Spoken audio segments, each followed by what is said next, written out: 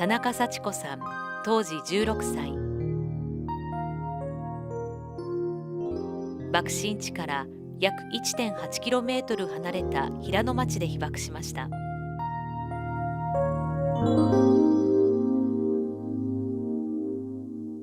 朝は6時ぐらいには起きたと思います。普通6時ぐらいに起きて会社行くのに起きてましたから。で起きてどうも気分が良くないので今日はお休みしようと思って家に頃電話のある家少なかったんですが、うち電話がこうやってかける柱にかかった電話がありましたので、それで母が学校へ調子が悪いから休むっていう電話をしたらしいですけれども、母は外へ洗濯物干しに行って、私は本を読んでたんです。この辞書を引きながら勉強したいのにできなかったから、休みがあると何か勉強をしたかったんですね。で国語が好きでしたから国語の勉強をしていたと思うんですよ。それでこの辞書を見てたんだと思う。欲しくて買った辞書でしたし、ちょうど使ってお勉強してたんで無意識にこれを持ったんだと思うんですよ。でこれを持ったままぺしゃんこになりまして、フラッシュ焚きますよね、写真写す。それの何十倍何百倍パーッと光ったんですよ、青白いような。はい。友達によったら赤かったっていう人もあるんですけど、私が見たのは青白くパーッと光ったんですよ。ほんで何だろうと思ったら、もう思って今度気がついたらもう埋もれてましたから、この辞書抱いて埋もれてまして、ほんでなんとか首だけ出して、どうやっても出られないから助けて助けてってだいぶ長いことあっちの方が燃えるの見えるし怖かったですけど、何だろうと思いました。最初の印象わけがわからなかったです。今まであった家が全部ないし、首だけで見るんですから後ろは見えないですけど、目の前は全部家がないんですよ。ほんで山が見えて、今の四角な建物が見えて、誰もその時は歩いてなくて、みんな家の下敷きになって家にいた人はなって潰れていたんだろうと思うんですけど、服屋だろうと思うんですけどね、遠くに四角なビルが一個見えて、あとずっと向こうの恋の方の山まで、はい、全部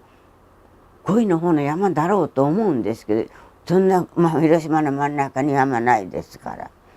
母が私を呼んでる声がそのうちしました。外にいましたから、屋根の上をトントン飛んできた人がいて「助けて」って言ったら、その人がなんとか出してくれて、出しといたらもうそのまま走ってどこへ向いて行っちゃったのかわからない。それからぼちぼちです、人が出てきたのは。夕方ぐらいまでの間にぼちぼち家からこの家から出てきた人もあるし、出てこない人もあっただろうと思います。私もあの時人が通りかからなかったら死んでたと思います。その後誰も通らなかったですから、あんまり。はい。母が私が助け出されて屋根から降りたら、そこの外に母が立ってまして、ブクブクに服も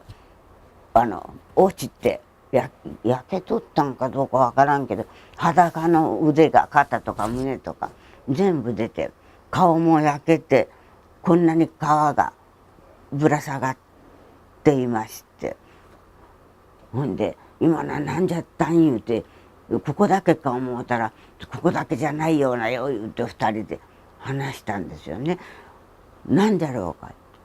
それで分からんとって、それからどれぐらい経って父が帰ってきたか、父がやっぱり顔も手足もやけどをして、やけどか何か分からんけど、とにかく血を流してブクブク膨れたり血が出たりしたのが父が帰ってきまして、ただびっくりですね。なんでと思いました。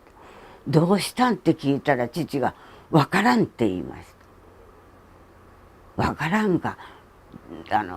一緒にいた人たちの話だと新型爆弾じゃろうってみんな言いよったって父が言いました。新型爆弾っていう言葉をあの頃はよく使ってました。原爆っていうのは知らなかったですから。はい。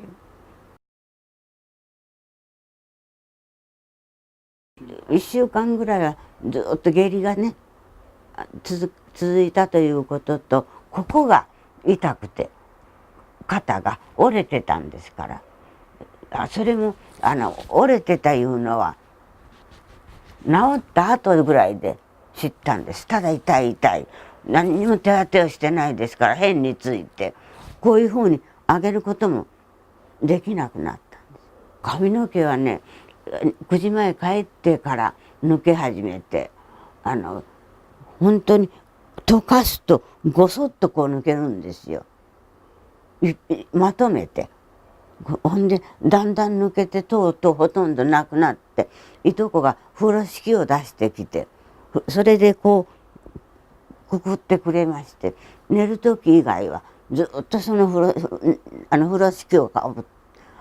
16、7言ったら恥ずかしいですもん。だから坊主になって、んで1年ぐらいの間にはね、それでも生えました。下痢したより髪の毛が抜けた方が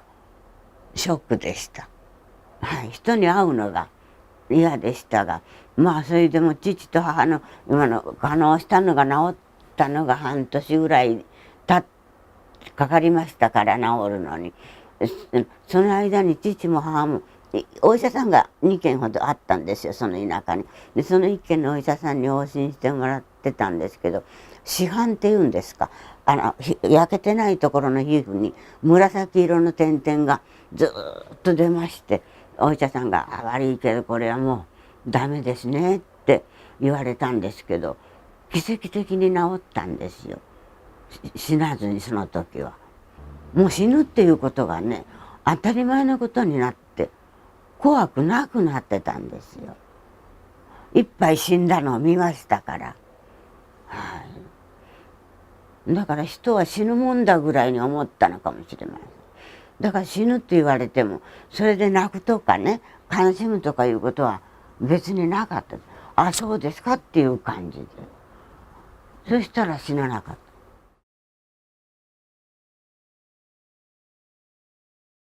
今年70年経ちました。70年経ちましたけれども、原爆の辛さ、原爆特殊爆弾とか言って初めは何にもわからなかったですけれども、その原爆の怖さを身をもって体験しております。親も主人もそのために亡くなりました。だから全世界で原爆というものは一切作って原子力というものは使わないで他の勉強をしてあれを原子力を作り出すだけの努力をするのなら他のもので努力がいくらでもできると思うんです。原爆というようなものは二度と再び世界中で使わないでほしいと思います。はいはい、生き残ったものとしてこれをお願いするのが一番の義務だろうと思います。